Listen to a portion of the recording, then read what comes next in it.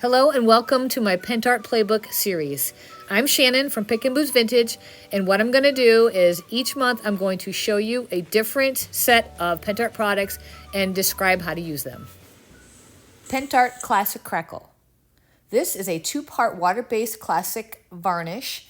It creates an antique-looking crack that actually sits or floats above your project, not cracking it, just showing what is underneath for an antique or vintage look. So how do you use it?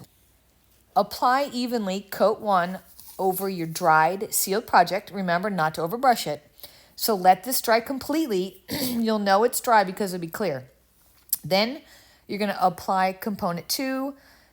Again, try not to overwork it. The thinner you apply, the thinner the cracks, and the thicker the layer, the thicker the crackle.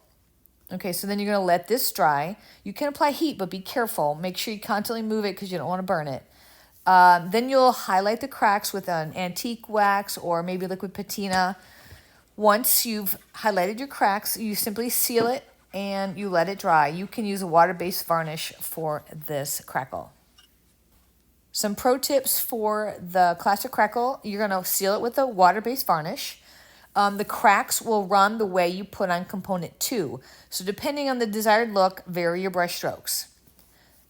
For a more authentic look, vary the thickness of your application. Maybe put some thick here and some thin there, and it'll give you a more natural look.